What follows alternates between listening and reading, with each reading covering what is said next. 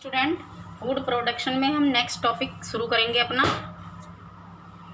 इसमें इरिगेशन में type of irrigation है हमारा फीरो इरिगेशन, फील्ड बाउंड इरिगेशन और स्प्रिंकल इरिगेशन।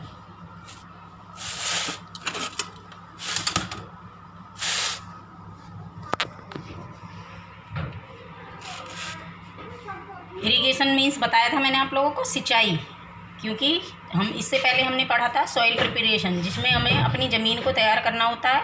ज़मीन तैयार करने के बाद फिर हमें उसे बीज रोपण करना होता है। फिर इसके बाद मैन्योरिंग फर्टिलाइजेशन की क्रिया होती है। और इसके बाद इसमें जो नेक्स्ट स्टेप होता है वो हमारा होता है इरिगेशन, जिसे हम बोलते हैं सिंचाई। सिंचाई में हमारे टाइप्स हैं कौन कौन से। फिर इरिगेशन में जो इसमें कैनल बनी होती है, जिसमें से पानी खेत में कैनल के थ्रू भेज दिया जाता है। नेक्स्ट है हमारा फील्ड बाउंड इरिगेशन। इसमें पूरे फील्ड में पानी कर देते हैं एजिज के द्वारा, कोने से लेकर के एक कोने से लेकर लास्ट कोने तक इसमें पानी दिया जाता है।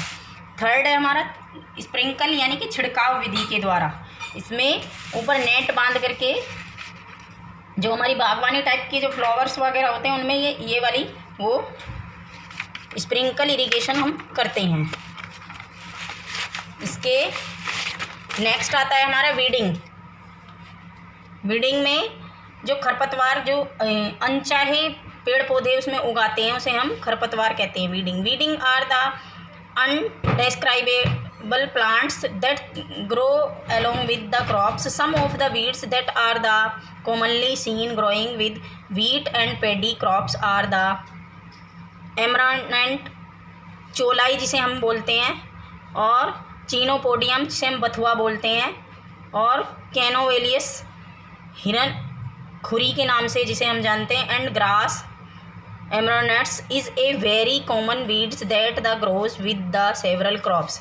ये हमारे चोलाई वगैरह जो हैं, बथुआ हो जाता है गेहूं की फसल में, चोलाई हो जाती है, और हिरन खुरी नाम से एक घास होती है, ये सब हो जाते हैं जो हमारे खरपतवार के नाम से जाने जाते हैं। और उसे हम बाहर निकाल देते हैं, या तो फिर पेस्टिसाइड्स यूज करके इसे जला दिया जाता है। द रिमूवल ऑफ वीड्स, इसे बाहर निकाल देते हैं, हटा देते हैं। नेक्स्ट है हमारा इसी में the need for the removing weeds arises because weeds complete with the crops for water, sunlight and the nutrients, thus reducing crop products. Also they release toxic which damage the crops. लेकिन हमें limited तौर पर ही इसका इस्तेमाल करना चाहिए pesticides का, otherwise हमारी फसल में जहर भरने की आशंका हो जाती है, यानी जहरयुक्त फसल हो सकती है। The best time for the removal of weeds is before the produce flower and seeds. हमें हमेशा जो वीड्स को अलग करना चाहिए वो फ्लोरिंग से पहले ही ख़त्म कर देना चाहिए इन्हें। Weeding can be the carried out in the different ways manually by the pulling out the weeds with A trowel, खुरपा और हैरो। हम जो हमारे नॉर्मल में जो यूज होता है, इसे खुरपा एक लोहे की होता है जिसकी सहायता से इसे दूर कर दिया जाता है। By spraying chemicals called the weedicides which destroy the weeds. Some of the commonly used the pesticides are the 4D dichlorophenoxy acetic acid and 2,4,5-T trichlorophenoxy acetic acid, Simoniz and the metharol.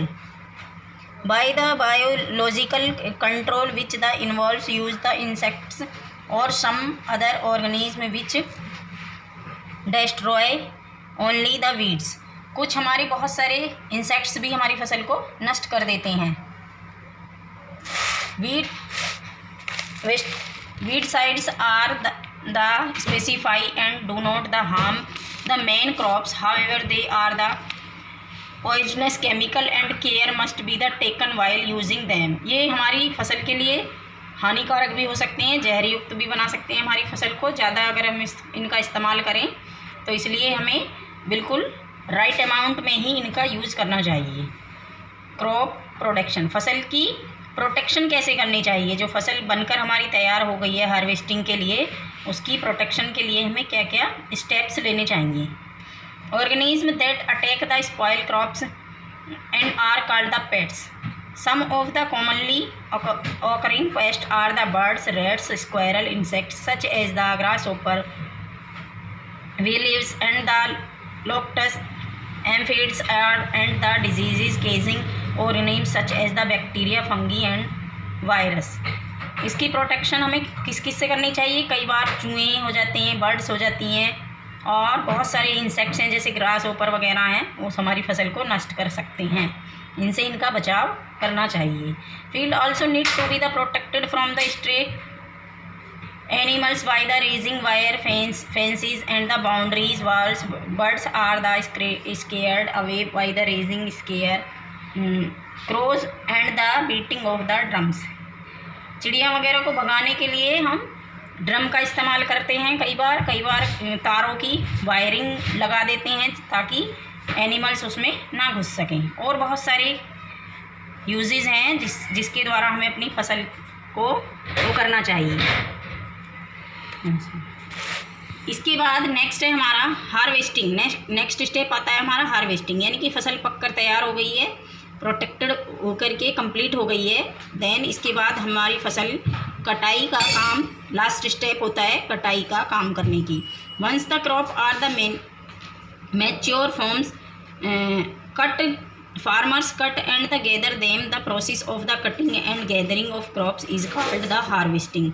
यानी जब फसल पककर तैयार हो जाती है और काट करके उसे इकट्ठा करके अपने घर लाया जाता है, उसी को हम फसल को हार्वेस्टिंग या फसल का पक जाना बोलते हैं। Harvesting of the cereal crops is done the either manually with the help of sickle और with the help of the machine called the help of the harvester attached to the tractor.